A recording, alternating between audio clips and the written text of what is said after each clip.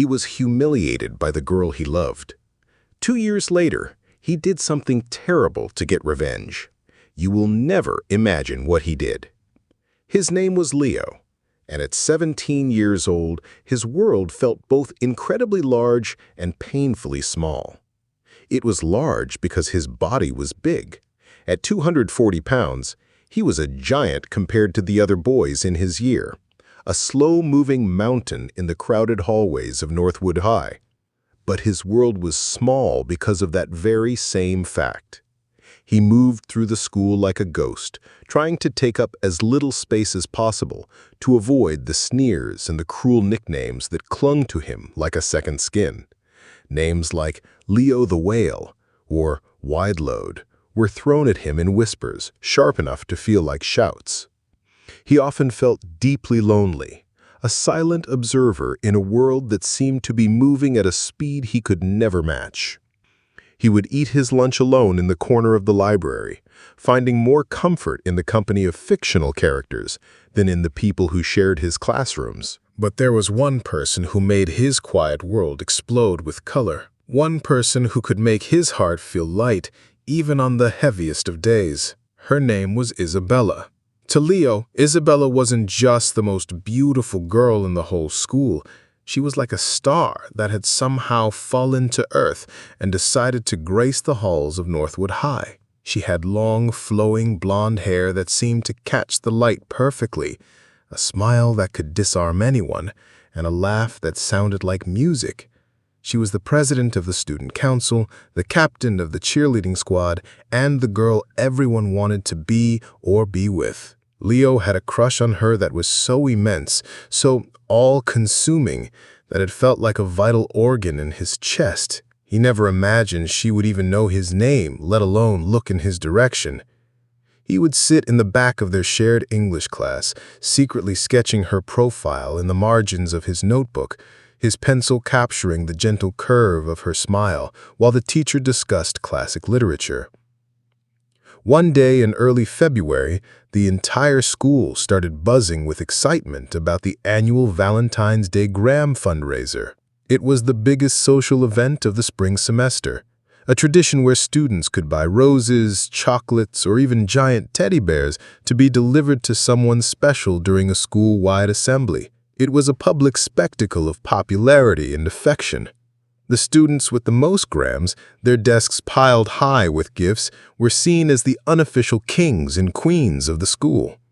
Isabella, naturally, was always the reigning queen. Leo would watch every year as a parade of student volunteers brought gift after gift to her desk, her smile bright and practiced as she accepted each one. This year, Leo thought, would be different. A wild, terrifying idea began to form in his mind. This was his chance. It was a crazy, long shot, but what if he could do something so grand, so spectacular, that she couldn't possibly ignore it? What if he could show her the depth of his feelings in one unforgettable gesture? He began to plan. He knew he couldn't just send a single rose. That would be pathetic, easily lost in the mountain of gifts she was sure to receive. He had to go bigger. He decided he would save up every penny he could and buy her the largest, most extravagant Valentine's package the student council offered, the King of Hearts package. It included 24 red roses, a giant box of gourmet chocolates, and a teddy bear so large it would need its own chair. It was expensive, far more than a boy who got a small weekly allowance could afford, but Leo was determined. He started taking on extra chores at home and even got a weekend job washing dishes at a local diner, the smell of grease and bleach clinging to his clothes long after his shifts ended. He worked tirelessly, his hands raw and his body aching, but the image of Isabella's surprised and happy face kept him going. He imagined the moment his gift would be presented, how everyone would gasp, and how she would finally see him. In the midst of his secret planning, there was one person who seemed to notice him, not as a target for jokes, but as a person. Her name was Maya. She was a quiet girl who sat near him in art class. Maya had her own unique style, with paint-splattered jeans, dark, observant eyes, and a sketchbook that was always open. She wasn't part of the popular crowd.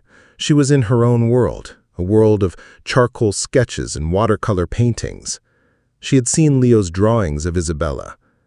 One afternoon, as Leo was adding shading to a new sketch, she leaned over slightly. "You're really good," she whispered, her voice soft. "You capture people's expressions well." Leo's face turned red, and he quickly shut his notebook. He mumbled a thank you, assuming she was just being polite. He didn't realize that she saw the kindness in his drawings, the gentle way he looked at the world, even when the world wasn't gentle with him. He was so focused on the bright star of Isabella that he couldn't see the warm, steady glow of the person sitting right beside him. His entire focus was on one single monumental goal: making Isabella see him. And as he counted his hard-earned money, he felt a surge of hope. This time he was sure everything would be perfect. The week before the Valentine's Assembly was a blur of exhausting work and hopeful daydreams. Every time Leo plunged his hands into the hot, soapy water at the diner, he imagined Isabella's smile. Every aching muscle was a down payment on a moment he was sure would change his life. Finally, 2 days before the deadline, he counted the crumpled bills and loose change he had saved. It was just enough. With his heart thudding in his chest, he went to the student council booth in the main hallway during lunch. He could see Isabella there, laughing with her friends as they organized the order forms. Her boyfriend, Jake, the captain of the football team, was leaning against the table, his arm possessively around her shoulder. He was everything Leo wasn't: lean, athletic, and effortlessly popular. Seeing them together sent a pang of fear through Leo, but he pushed it down. This was his grand gesture. It had to be enough. He waited until Jake had swaggered off with his friends before he approached the table. He felt clumsy and huge as he stood there, his shadow falling over the colorful posters. A girl from the council looked up at him, a little impatient. "Can I help you?" she asked, her tone making it clear she had other, more important people to talk to. Leo's voice was barely a whisper. I'd like to order a Valentine's gram," he stammered, avoiding eye contact with Isabella, who was now looking at him with a curious, unreadable expression. "Which one?" the girl asked, tapping her pen. Leo took a deep breath. "The King of Hearts package," he said, a little louder this time. The girl's eyebrows shot up in surprise. She glanced at Isabella, who was now paying full attention. A slow, perfect smile spread across Isabella's face. "The King of Hearts! Wow," she said, her voice like honey. "Someone is going to be very lucky." Leo felt a flush of heat rise to his face. She was looking right at him, smiling. It felt like the sun had come out from behind the clouds just for him. "Who is it for?" the council girl asked, ready to write it down. Leo's heart hammered against his ribs. He finally lifted his head and looked directly at Isabella. "It's for you, from Leo." For a split second, the hallway seemed to fall silent around them. Isabella's smile didn't falter. She let out a small, tinkling laugh. "For me? Leo, that's so incredibly sweet of you." She placed a hand on his arm, a gesture so unexpected it sent an electric shock through his entire body. "I can't wait," she added, her eyes sparkling. Leo felt like he was floating as he paid the money and walked away. He didn't see the look Isabella exchanged with her friend the moment he turned his back. He didn't see the way her perfect smile twisted into a subtle, mocking smirk. All he saw was her kindness, and it was all the fuel he needed. In art class that afternoon, Maya looked at him with concern. "I saw you at the student council booth. That King of Hearts thing is really expensive." Leo, still buzzing from his interaction with Isabella, just shrugged happily. "She's worth it," he said, a dreamy look in his eyes. Maya bit her lip, hesitating. "Leo, Isabella, she's not always..." But she trailed off. How could she explain the casual cruelty she had seen from Isabella and her friends? How could she warn him without crushing the first real happiness she had ever seen on his face? She decided against it, turning back to her own drawing, a dark, foreboding landscape of a stormy sea. She hoped she was wrong. She hoped, for Leo's sake, that Isabella's smile was genuine. The day of the assembly arrived. The entire school filed into the gymnasium, the air thick with anticipation and the scent of cheap perfume. Leo found a seat in the back rows, his hands sweating and his stomach doing flips. He felt a mix of terror and exhilarating hope. This was it, the culmination of all his work, all his dreams. The assembly began with the principal giving a few boring announcements, but no one was listening. All eyes were on the stage, where a mountain of gifts was piled high, waiting to be delivered. The student council president, Isabella, stepped up to the microphone, looking radiant in a red dress. "Happy Valentine's Day, Northwood!" she cheered, and the gym erupted in applause. The deliveries began. Names were called, and students would shyly or proudly walk up to receive a single rose or a small box of chocolates. The popular kids, of course, got the most. Jake received several gifts from adoring underclassmen, which he accepted with a cool nod. Then the deliveries for Isabella began. One by one, then in groups, student volunteers brought gifts to her specially designated table at the front. Roses, balloons, chocolates, stuffed animals. Her table was soon overflowing, a testament to her reign over the school's social life. With each gift she would smile graciously, a perfect picture of a beloved queen. Leo watched, his heart sinking a little. How could his one gift, even a big one, compete with all of this? Then the final delivery was announced. One of the student council members took the microphone, a look of excitement on her face. "And now for our biggest gram of the day, the King of Hearts package." A wave of murmurs went through the crowd. Two boys struggled to carry the enormous teddy bear onto the stage, followed by another volunteer holding a huge bouquet of 24 roses and a giant heart-shaped box of chocolates.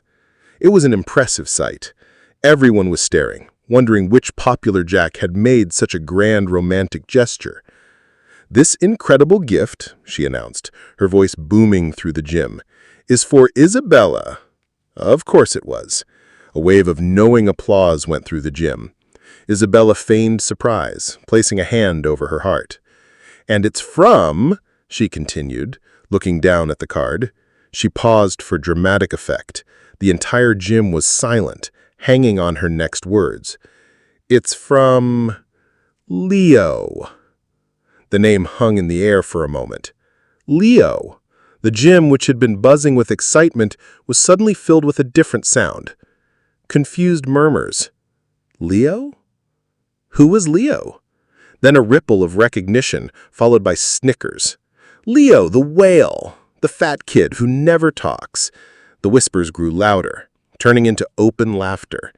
Leo felt every single laugh like a physical blow. He saw heads turning, students pointing at him in the back rows. His face burned with a shame so intense it felt like his skin was on fire. He looked towards the stage, towards Isabella, his last beacon of hope. He expected her to stop them, to defend him, to show the kindness he was so sure she possessed. But Isabella was not looking at him with kindness. She was looking at him, and she was laughing. It wasn't her small, tinkling laugh. It was a loud, cruel laugh thrown back for everyone to see.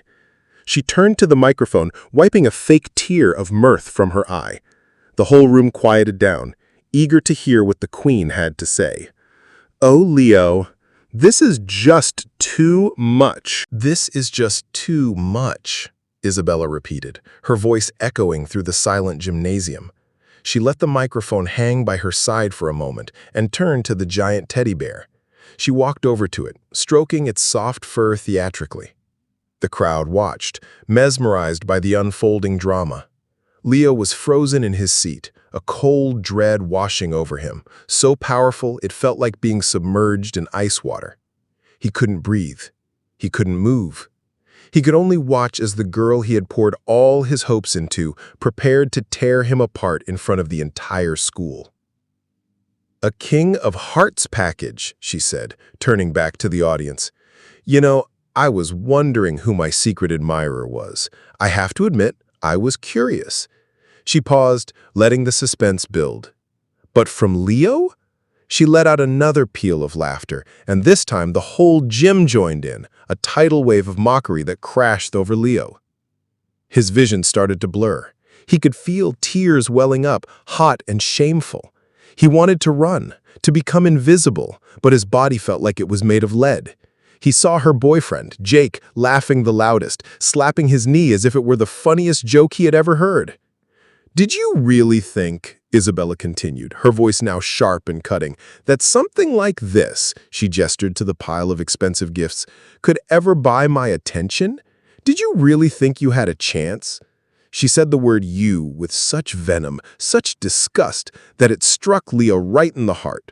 The room erupted in jeers and catcalls. "Fat chance," someone yelled from the crowd, and a fresh wave of laughter followed. Leo's world, which had been filled with so much hope just minutes before, had completely shattered.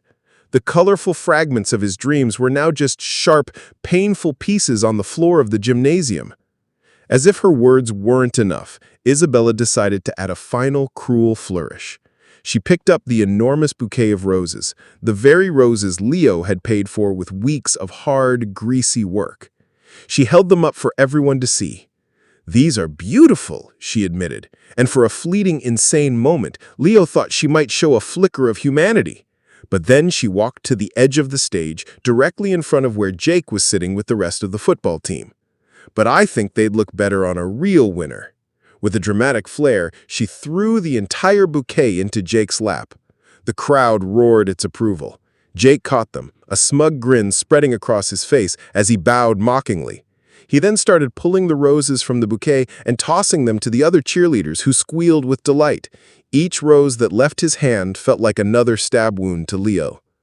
Isabella wasn't finished. She strutted back to the microphone, her confidence swelling with the adoration of the crowd. "Let this be a lesson to everyone," she said, her tone suddenly serious, like a teacher delivering a lecture. "Know your place. Don't try to reach for things that are way, way out of your league." Her eyes scanned the crowd and locked onto Leo's. He could feel her gaze on him, cold and triumphant. It was a public execution, and she was the smiling executioner. He couldn't take it anymore. The laughter, the pointing, the crushing weight of 1,000 pairs of eyes on him.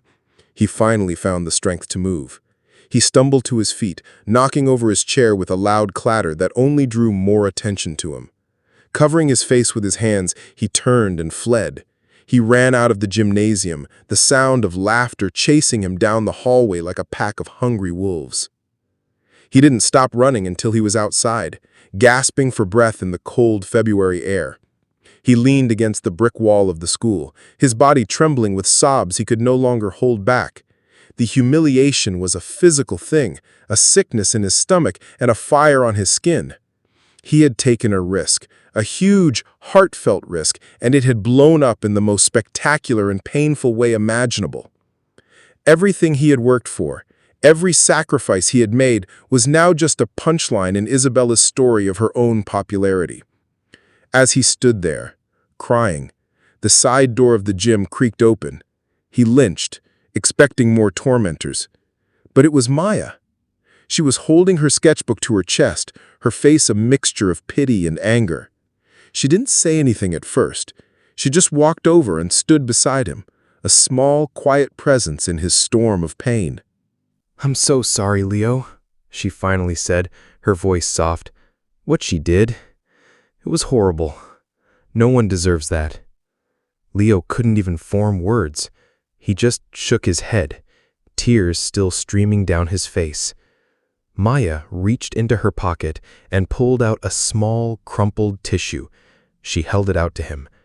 He took it, his fingers clumsy, and wiped his eyes. "I tried to tell you," she whispered, more to herself than to him. "I just didn't know how." He looked at her, his vision still blurry. He could see the genuine sorrow in her dark eyes.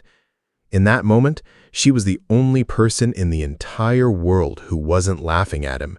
She was the only one who saw his pain. But her kindness, as real as it was, couldn't reach the deepest part of his wound. A new feeling was beginning to take root there in the hollowed-out space where his hope used to be. It was cold and hard and sharp. It was a burning, bitter anger. And as he stood there, shivering in the shadow of the school, a vow formed in his mind, silent but absolute. He would never let anyone make him feel this way again. And one day, somehow, he would make Isabella feel the same crushing humiliation she had inflicted on him. That day, something inside the kind, gentle boy died, and something much darker began to grow in its place. The days following the Valentine's Day assembly were a special kind of hell for Leo. The humiliation wasn't a one-time event. It had legs. It followed him everywhere. The story of Leo's big move became school legend overnight. In the hallways, students would nudge each other and snicker as he passed. Sometimes they weren't even subtle about it. Boys would make exaggerated kissing noises or call out, "Hey Leo, buying any more teddy bears?" Girls would whisper behind their hands, their giggles like the hiss of snakes. He felt like he was living in a nightmare from which he couldn't wake up. Every corner he turned, he expected to see Isabella and Jake walking hand in hand, their faces glowing with the confidence of people who had never known a moment of real social pain. Her laughter from that day was a permanent echo in his ears. He retreated further into himself, his small world shrinking until it was just the space between his bed and his desk at home. He stopped going to the library for lunch, choosing instead to hide in an unused janitor's closet, the smell of dust and old bleach a welcome shield from the predatory eyes of his classmates. He ate his sandwiches in the dark, feeling more like a rat than a human being. The diner, once a place of hopeful toil, became a source of dread. He quit his job, unable to face the sympathetic but pitying looks from the kitchen staff who had heard about what happened from their own high school-aged kids. His sketches of Isabella, once a source of comfort, now felt like relics of a fool's hope. In a fit of rage and self-loathing one evening, he tore every single drawing out of his notebook, ripping them into tiny, unrecognizable pieces until his floor was littered with the ghost of a girl he now despised. The only person who tried to break through his new, thicker shell was Maya. She would find him in art class, which he couldn't bring himself to skip, and try to start a conversation. "How are you doing?" she'd ask gently. Leo would just grunt a one-word answer, his eyes fixed on his blank paper, refusing to draw, refusing to engage. He knew she meant well, but he couldn't accept her kindness. It felt like charity, a reminder of his own pathetic state. He didn't want pity. Pity was just another form of looking down on someone. What he wanted was to be invisible, to erase the memory of his public shaming from everyone's minds, including his own. He started wearing baggy, dark-colored hoodies, pulling the hood up as much as possible, a walking shadow of misery. One afternoon, about a week after the incident, he was walking home, taking the long route through a back alley to avoid the main streets where other students might be. When he passed a row of overflowing dumpsters, he heard a familiar, cruel laugh. His blood ran cold. He peeked around the corner of a brick building and saw them. It was Isabella, Jake, and their circle of popular friends. They were gathered in a small group, and Jake was holding his phone, showing something to the others. I could hear snippets of their conversation. "And then he just ran out crying like a baby." Jake howled, and the group erupted in laughter again. "I can't believe he actually thought he had a shot," one of the cheerleaders said, wiping a tear from her eye. But it was what Isabella said next that truly cemented the darkness growing inside Leo. She wasn't just laughing. She was analyzing the situation with a cold, strategic cruelty. "It was perfect," she said, her voice smug. "The student council needed a big boost in fundraiser sales, and I knew if I was just a little nice to him, he'd fall for it. The King of Hearts package put us way over our goal." Jake wrapped his arm around her, kissing her temple. You're a genius, babe. A beautiful, evil genius. Leo's stomach twisted into a tight, painful knot. It wasn't just a spontaneous act of meanness, it was calculated. She'd used him. She had manipulated his genuine feelings, his hard work, and his hope as a tool for her own gain, to boost her own status and fundraising numbers. The humiliation was a bonus, the entertainment for her court of jesters. He felt a rage so pure and so hot it almost made him dizzy. It burned away the last vestiges of his sadness and left behind something hard and unforgiving. The desire for revenge was no longer a vague emotional impulse. It became a cold, clear objective. He backed away from the corner before they could see him, his heart pounding not with fear, but with a new, terrifying sense of purpose. They thought he was a joke, a pathetic, emotional, fat kid who could be played and discarded. They had no idea what they had just unleashed. He walked the rest of the way home in a daze, the world around him fading into the background. His mind was a whirlwind of angry thoughts and nascent plans. When he got to his room, he didn't cry. He sat at his desk and looked at his own reflection in the dark screen of his computer monitor. He saw the round face, the sad eyes, the defeated slump of his shoulders. He saw the person they all laughed at. No more, he whispered to the reflection, his voice raspy, never again. He turned on the computer, the screen flooding his dark room with light. He didn't open his social media or a video game. He opened a search engine. His fingers, which once sketched portraits with care, now typed with a new, sharp precision. He started searching. He searched for gyms, for nutrition plans, for personal trainers. He searched for workout routines, for weight loss transformations, for stories of people who had remade themselves. He didn't know exactly what his revenge would look like yet, but he knew where it had to start. It had to start with destroying the boy in the reflection. He had to kill the old Leo, the weak Leo, the one who cried in janitors' closets. And from the ashes, he would build someone new, someone they would never see coming, someone they would learn to fear. Leo's transformation began not with a bang, but with a quiet, agonizing ache. The day after he overheard Isabella's confession, he used the last of his dishwashing money to buy a month-long membership at a gritty, no-frills gym on the other side of town. It was called Iron Will, a place that smelled of sweat, rust, and disinfectant. It was intimidating, filled with hulking men who grunted as they lifted impossible amounts of weight, and women with sculpted muscles who moved with fierce determination. His first day was pure misery. He felt like an imposter, a soft, shapeless boy in a temple of hard bodies. Every machine seemed overly complicated, every exercise a new form of torture. He started on the treadmill, planning to walk for 30 minutes. After 5, his lungs were burning, his sides stitched with pain, and he had to stop, gasping for air while the woman on the machine next to him ran effortlessly, her ponytail bouncing in a steady rhythm. He felt the familiar sting of shame, the urge to flee and never return. But then he saw Isabella's face in his mind, heard her cruel, calculated laughter.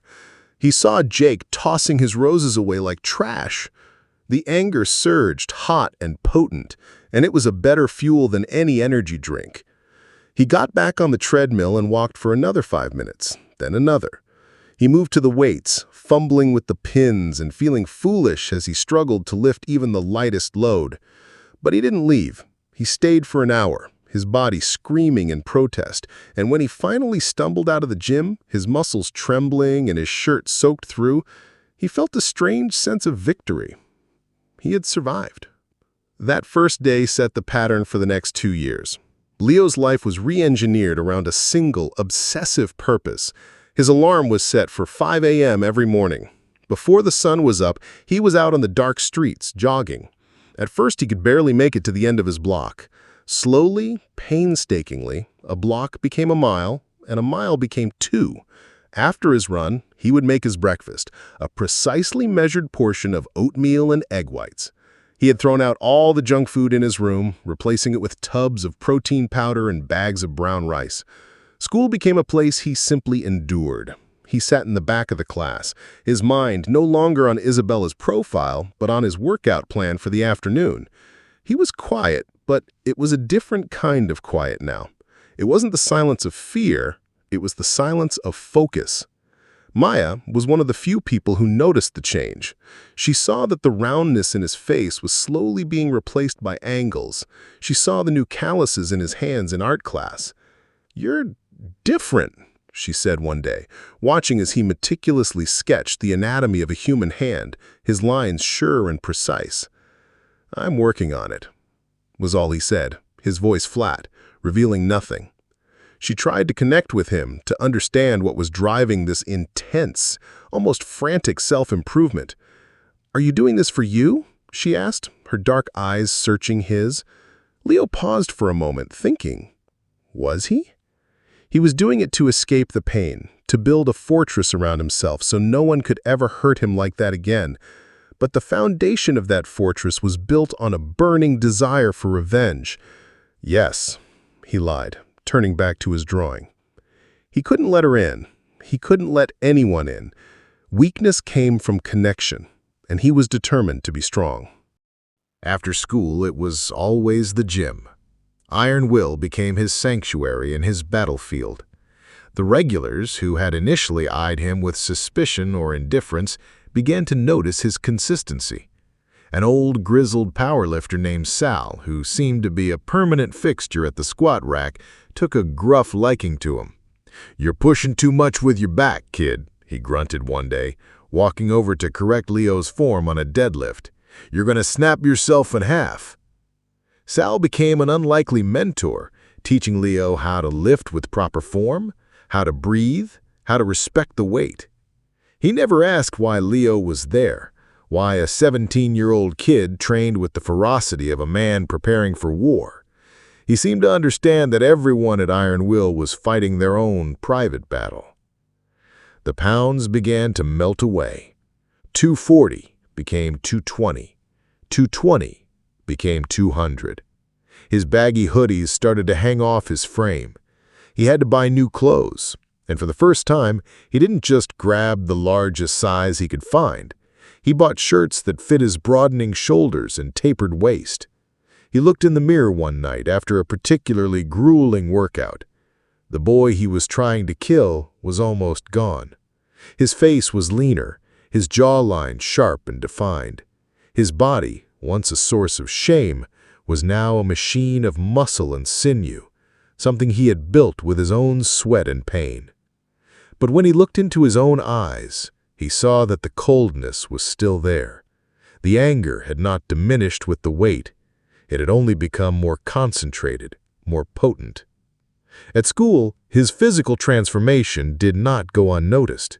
People who once called him Leo the Whale now looked at him with a mixture of confusion and surprise. The change was so drastic that some underclassmen didn't even know he was the same person from the infamous assembly. He was no longer a target. He was an enigma. He walked the halls with a new confidence, his posture straight, his gaze forward. He never spoke to Isabella or her friends, but he felt their eyes on him. He saw the flicker of disbelief in her perfect face when she passed him in the hall. It was a small victory, a tiny sip of the revenge he craved. But it wasn't enough. It was nowhere near enough. He wanted to do more than just make her look twice. He wanted to dismantle her world, just as she had dismantled his. He was building his body into a weapon, but he knew the final blow wouldn't be physical. It had to be something far more terrible, far more humiliating. And as his first year of transformation bled into the second, the perfect, awful plan began to take shape in his mind. By the time Leo entered his final year of high school, he was, in every visual sense, a completely new person. The 240-pound boy who hid in hoodies was a distant memory, a ghost. In his place stood a young man of 190 pounds, not just thin, but powerfully built. The gym had chiseled away the fat and replaced it with dense, hard-earned muscle. His face, now sharp and angular, had taken on a brooding intensity that people found magnetic. His quietness, once seen as a sign of weakness, was now interpreted as cool aloofness. He had become, against all odds, one of the most intriguing figures at Northwood High. Boys who once mocked him now gave him respectful nods in the hallway. Girls who wouldn't have given him a second glance now watched him with curious, appreciative eyes. He was the same person, yet he was treated as someone entirely different. It was a daily, bitter lesson in the shallow nature of the world he inhabited. This new status gave him a perspective he'd never had before. He was a silent observer, now on the inside of a world he used to peer at from the outside. He watched the dynamics of the popular crowd, not with envy, but with the cold, analytical eye of a predator studying his prey. He saw the cracks in their perfect facades. He noticed the casual cruelties, the fleeting insecurities, and the constant, desperate jockeying for social position. And at the center of it all, as always, was Isabella. She still reigned as the queen of the school, but Leo could now see the effort it took. He saw the way she constantly checked her reflection in her phone, the forced brightness of her smile when talking to people she considered beneath her, the subtle panic in her eyes if someone else was the center of attention for too long. Her power, he realized, was a fragile thing, built on the perception of others. And perception, he knew, could be manipulated. His plan, which had been a vague storm of anger, began to crystallize into something sharp and detailed. It wouldn't be enough to just humiliate her physically or socially. That was her move, not his. His revenge had to be more elegant, more psychological. He had to make her be architect of her own downfall. He needed a stage, a moment where the entire school would be watching, just like that Valentine's Day assembly.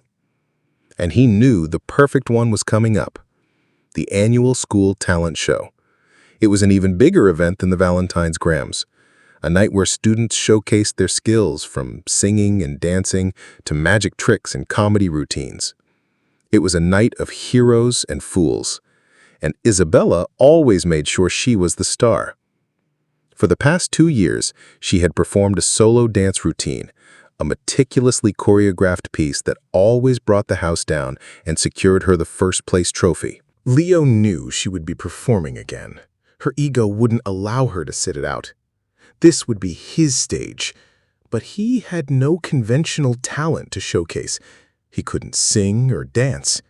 His talent was observation, planning, and a deep, simmering well of rage. He needed a way in. He approached the teacher in charge of the show, Mr. Harrison, the drama club advisor. "Mr. Harrison," Leo said, his voice calm and steady, a stark contrast to the stammering boy he used to be, "I'd like to sign up for the talent show, not to perform, but to work backstage, stage manager." Mr. Harrison was surprised. "Leo? That's great. It's a big job, a lot of responsibility. You sure you're up for it?" Leo looked him directly in the eye. "I'm very organized, sir. I can handle it." His newfound confidence was disarming. Mr. Harrison, pleased to have a volunteer for the thankless but crucial job, readily agreed. As stage manager, Leo was given ultimate access. He had the list of all the performers, the schedule of rehearsals, and the keys to the auditorium. He was a ghost in the machine, a silent presence watching every act come together. He watched Isabella rehearse her new dance routine. She was, he had to admit, a talented dancer. Her movements were fluid and precise, her expressions perfectly practiced to convey a shallow but effective emotion. During a water break, she noticed him standing in the shadowy wings of the stage, a clipboard in his hand. "Leo," she said, her voice holding a note of surprise. She walked over, wiping her forehead with a towel. "I barely recognized you. You look amazing." It was the first time she had spoken to him in almost 2 years. The old Leo would have blushed, his heart would have hammered in his chest, but the new Leo felt nothing but ice. He looked at her, his expression unreadable. "Just doing my job," he said, making a note on his clipboard. Her smile faltered for a second, thrown off by his cold indifference. She was used to fawning admiration or nervous stammering from boys. This blank wall was new. "Well," she said, trying to recover her poise, "I need to make sure my performance is perfect. My lighting cue needs to be flawless. It's a single, dramatic spotlight that has to hit me the second the music changes. Can you make sure the tech crew gets that right?" she asked, her tone shifting from feigned friendliness to that of a queen giving an order. "I'll make sure everything is taken care of," Leo replied, his voice a flat monotone. "I'll handle the lighting cues myself." A slow, dangerous smile touched his lips as she turned and walked away. She had no idea. She had just handed him the very weapon he needed to destroy her. With control over the lighting cues, Leo possessed the most crucial piece of his plan. The spotlight, intended to be Isabella's devoted servant, would become her ultimate betrayer. But a single technical mishap wasn't enough. That would look like an accident, a moment of incompetence from the tech crew. His revenge needed to be more profound, a multi-layered humiliation that left no doubt it was deliberate, yet offered no proof that he was the one behind it. He needed another element, something that would attack the very foundation of her carefully constructed image. He found his answer not in the auditorium, but in the school's computer lab. Like many students, Isabella was careless with her digital security. She often used the library computers to print assignments or browse social media, and she never bothered to log out properly. It was a common, lazy mistake. One afternoon, Leo was in the lab, ostensibly working on a history paper. He watched as Isabella sat down a few rows ahead of him, printed a paper, and then left in a hurry to meet her friends, leaving her social media account wide open on the screen. It was the opportunity he had been waiting for. His heart pounded, not with fear, but with a cold, predatory excitement. This was the point of no return. He quickly moved to her computer, his eyes scanning the room to ensure no one was watching. He didn't post anything foolish or change her password. He was looking for something specific. He navigated to her private messages, his jaw tightening as he scrolled through years of conversations. It was a cesspool of gossip, cruelty, and two-faced pleasantries. He saw messages where she made fun of her own best friends. He saw her mocking teachers, belittling other students, and complaining about her own boyfriend, Jake. She was a master of manipulation, telling everyone exactly what they wanted to hear while privately despising them. It was worse than he could have imagined. And then he found the jackpot. It was a series of direct messages from a few months ago, a conversation with a girl from a rival school's cheerleading squad. In the messages, Isabella was bragging about her upcoming dance routine for the Northwood talent show. "Honestly, it's not even my own choreography," she had typed, followed by a laughing emoji. "I just copied most of it from that viral video by the Synergy dance crew. Nobody at my lame school will ever know the difference. They think I'm a creative genius, LOL." She had even included a link to the video she was talking about. Leo's blood ran cold with the sheer audacity of her fraud. He quickly took out his phone, took several clear, undeniable screenshots of the entire conversation, and emailed them to a new anonymous account he had created just for this purpose. Then he carefully logged her out of the account and went back to his own computer, his mind racing. The second piece of his trap was now set. The day of the talent show arrived. The school was buzzing with an electric energy. The auditorium was packed, with parents, teachers, and students all crowded together. Backstage was a chaotic world of nervous performers and frantic energy. But Leo moved through it all with an unnatural calm. He was the eye of the storm. He gave cues, adjusted props, and spoke to the performers with a serene authority that soothed their nerves. No one suspected the darkness coiling beneath his placid surface. He saw Maya, who was helping paint a backdrop for a skit. She gave him a small, encouraging smile. "You're doing a great job, Leo. You're holding this whole thing together." He almost felt a pang of guilt knowing the chaos he was about to unleash. But then he remembered the echo of laughter in the gymnasium, the cold calculation in Isabella's voice in the alley, and his resolve hardened like steel. Isabella was the show's closing act, the grand finale. As the performer before her took her final bow, Leo walked over to where she was stretching, looking like a professional in her shimmering, custom-made dance costume. "You're on in 5, he said, his voice even. "Feeling ready?" She gave him a confident, almost arrogant smile. "I was born ready, Leo. Just remember what I said about my spotlight. It has to be perfect." Her condescension was so natural, so ingrained, that she didn't even realize she was doing it. "Don't worry," he said, turning to walk back to the tech booth. "You're going to get exactly the lighting you deserve." He settled into the tech booth high at the back of the auditorium, putting on the headset that connected him to the crew. He had a perfect, godlike view of the stage. The lights went down. A hush fell over the audience. A single, brilliant white spotlight cut through the darkness, landing perfectly in the center of the stage. Isabella strode into the light, her form elegant and poised. The audience applauded in anticipation. The music began, a dramatic, swelling orchestral piece. She started to dance, her movements filled with grace and practiced emotion. For the first minute, everything was flawless. She was captivating, and the audience was completely under her spell. She moved into the second part of her routine, the part with the most complex and supposedly original choreography, building toward her big finish. This was the moment. Leo took a deep breath. His hand moved to the control board. "Okay, guys," he said into the headset, his voice calm and clear. "Stand by for the lighting change. On my mark." He was about to plunge her into a darkness far deeper than a simple blackout. He was about to show everyone the truth. As Isabella launched into the crescendo of her performance, the part she believed would cement her victory, Leo gave the order. "Cue lighting sequence 2, now." But instead of the single dramatic spotlight she was expecting, something entirely different happened. The main spotlight on her snapped off, plunging her into momentary darkness. The audience let out a collective gasp, assuming a technical glitch. But a second later, the massive screen at the back of the stage, which had been dark until now, flickered to life.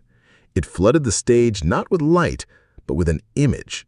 It was a crystal-clear screenshot of a social media message.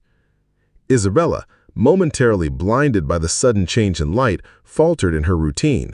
She squinted, trying to see what was happening. On the screen, in giant, unavoidable text, were her own words.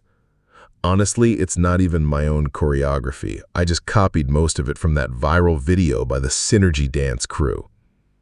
The audience fell silent, a confused, murmuring stillness replacing their earlier applause. They were reading the message, their minds slowly processing the information. On stage, Isabella continued to dance for a few more seconds, her body on autopilot while her brain tried to catch up. She could see the words now, her own flippant, arrogant words broadcast for everyone to see. A cold, sickening dread began to crawl up her spine. Leo wasn't finished. "Cue video file," he commanded into his headset. The screenshot on the screen was replaced by a video. It was the Synergy dance crew's original performance, the very video Isabella had linked in her private message. The professional dancers on screen moved with incredible precision and originality. And then Leo did the truly terrible part. He activated a split screen. On the right side of the screen, the professional video continued to play. On the left side, a live feed from a camera focused directly on Isabella appeared. The audience could see it, plain as day. They saw the professionals on the right, and they saw Isabella on the left, performing the exact same moves, a beat-for-beat, step-for-step copy. Her creative genius was revealed for what it was, a cheap, lazy forgery. The murmuring in the audience grew louder, turning into whispers of disbelief and scandal. "She stole it," someone said, loud enough for others to hear. "The whole thing is fake." Isabella froze mid-pose. The music was still playing, but her body had stopped moving. She stared at her own image on the screen, trapped in the split screen of her own deceit. Her face, which had been a mask of practiced artistry, was now pale with shock and horror. From his perch in the tech booth, Leo watched her unravel. He felt a surge of cold, satisfying power. This was better than he had ever imagined. He wasn't just embarrassing her, he was exposing her as a fraud in the most public and undeniable way possible. He had turned her greatest strength, her ability to perform and create a perfect image, into the instrument of her own destruction. The music swelled to its dramatic climax and then ended, leaving Isabella standing alone in the center of the stage in complete, deafening silence. The video and screenshots vanished from the screen, which went dark. The stage lights came up, bathing her in a harsh, unforgiving glare. No one clapped. The entire auditorium was silent, 1,000 pairs of eyes staring at her, not with adoration, but with a mixture of pity, contempt, and disgust. She looked out at the sea of faces, searching for support. She saw her friends, who were whispering amongst themselves, refusing to meet her eyes. She saw the teachers, their faces etched with disappointment. She saw her boyfriend, Jake, who looked less angry than utterly humiliated, as if her fraud was a reflection on him. And then her eyes scanned the back of the auditorium, and she saw him, Leo, standing in the window of the tech booth, a dark silhouette against the light. He wasn't smiling or gloating, he was just watching her, his expression a complete, terrifying blank. And in that moment, she knew. She didn't know how he did it, but she knew it was him. A single hot tear traced a path down her cheek, smearing her perfect makeup. The silence was finally broken by a single person who started to laugh. It was a low, cruel chuckle.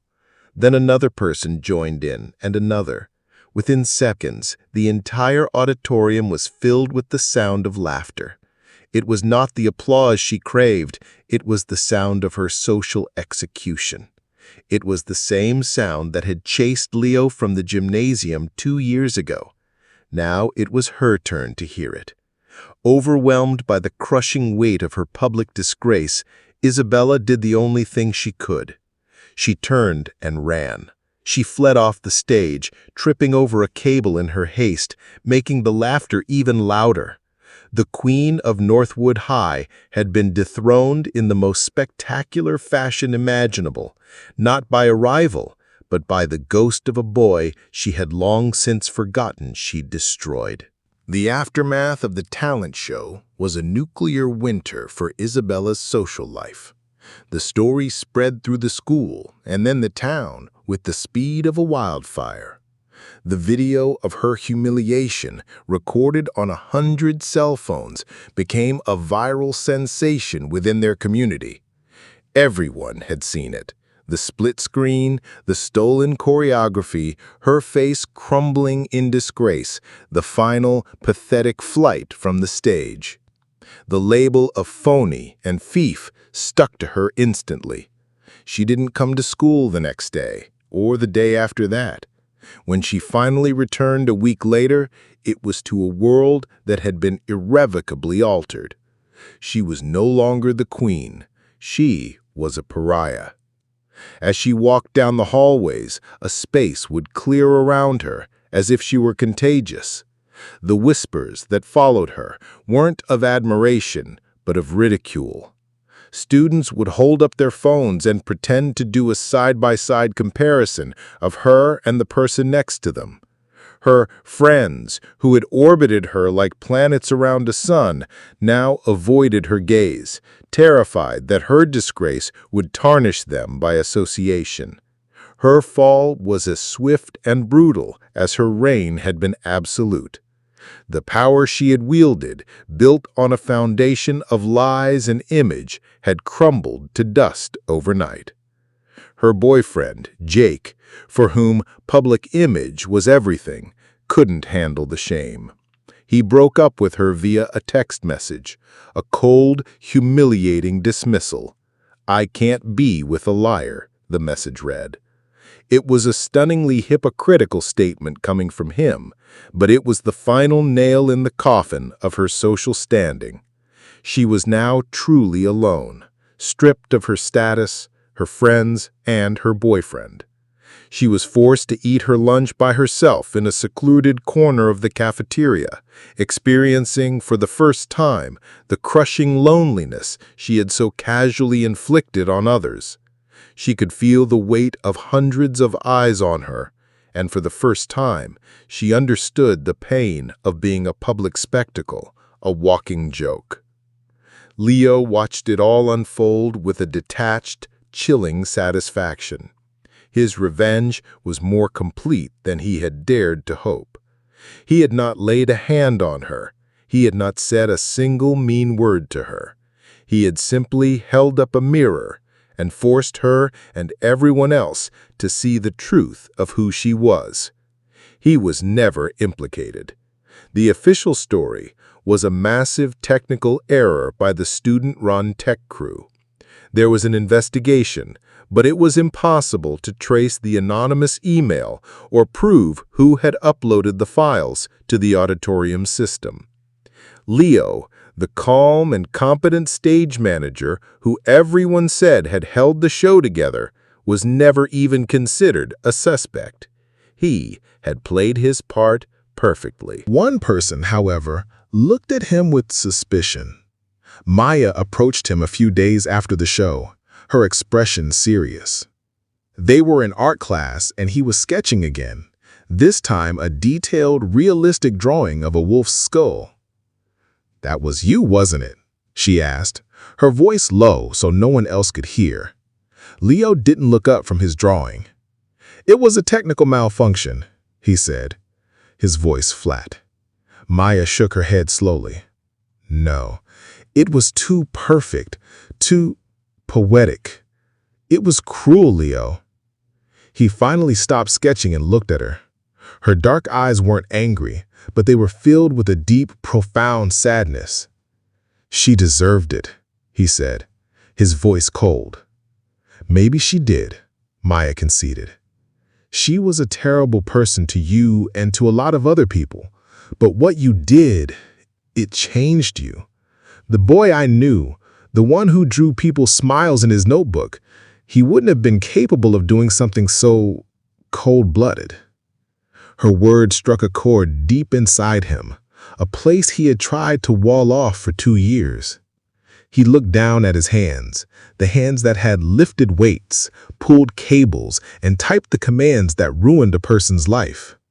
He had spent 2 years forging himself into a weapon, and he had succeeded.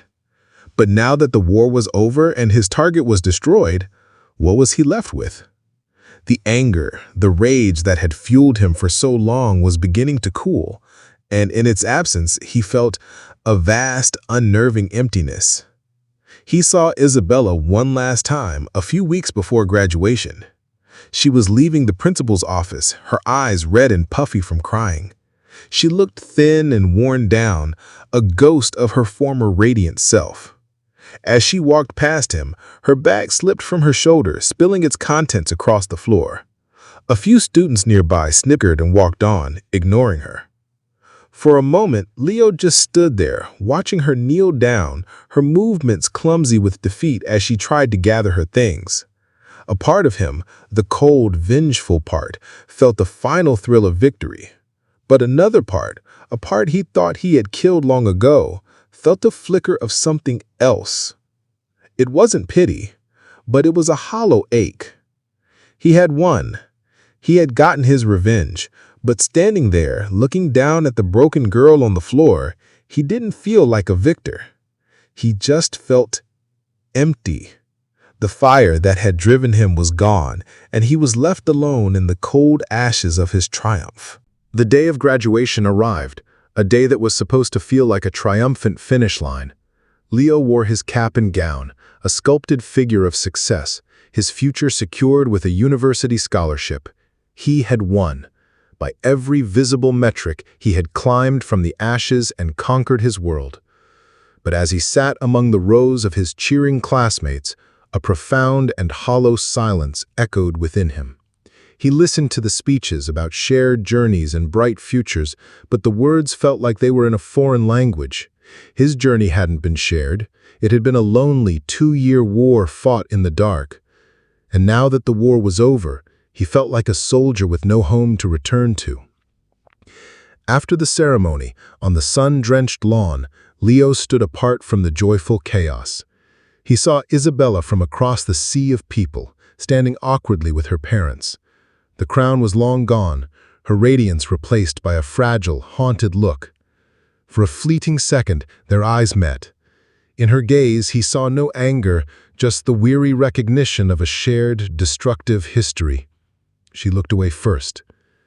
Leo felt nothing, not a spark of triumph, not a flicker of satisfaction. The revenge that had been the sun in his universe had burned out, leaving him in a cold, empty orbit. He had avenged the boy who was humiliated, but in the process, he had starved the man he was supposed to become. "Congratulations, Leo," a soft voice broke through his thoughts. It was Maya, holding her diploma, her future as an artist bright before her. "You too, Maya," he managed to say. They stood in a comfortable silence for a moment before she asked the question that pierced right through his armor. "So what now, Leo? What do you do when the war is over?" Her words hit their mark. She didn't just see the strong physique, she saw the empty fortress he had built around himself. For the first time in 2 years, he spoke the absolute truth. "I don't know," he admitted, his voice barely a whisper. "I never thought about what came after." Maya gave him a sad, gentle smile. "Maybe," she began, "you start by looking for the person you were before the war started, the one I saw in art class, the boy who drew people's smiles. You spent so long learning how to tear someone down, maybe now is the time to learn how to build yourself back up. True strength isn't about how much pain you can inflict in return. It's about how much you can heal within yourself." She looked him directly in the eyes. "That boy is still in there, Leo. He's just waiting for you to tell him it's safe to come out." Her words landed with the force of a revelation. He looked at his own hands, the hands that had lifted weights and engineered a person's social ruin. He had won his revenge, but the price was his own peace. The anger had been a fire that kept him warm, but it had also burned away everything else. He realized Maya was right. His greatest challenge was not Isabella. His greatest challenge was learning to forgive himself. He had to forgive the weak boy for being hurt and forgive the strong man for the darkness he embraced to survive. He had to let go of the hate, not because she deserved it, but because he deserved to be free from its weight. As he stood there on the graduation lawn, he finally understood. Rebuilding his body was the easy part. The real transformation, the one that truly mattered, was just beginning. We hope you were captivated by Leo's journey. It's a powerful reminder that while the desire for revenge can feel righteous, it often builds a prison for the one who seeks it. In the end, true freedom isn't found in settling a score, but in healing our own wounds. If you enjoyed this story and it made you think, do us a huge favor and give this video a thumbs up. It really helps our channel grow. And we'd love to hear your thoughts on Leo's story in the comments below. What would you have done in his place? Most importantly, if you want more stories that dive deep into the complexities of life, make sure you hit that subscribe button and turn on notifications so you never miss a new tale from our channel. Thank you for watching, and we'll see you in the next story.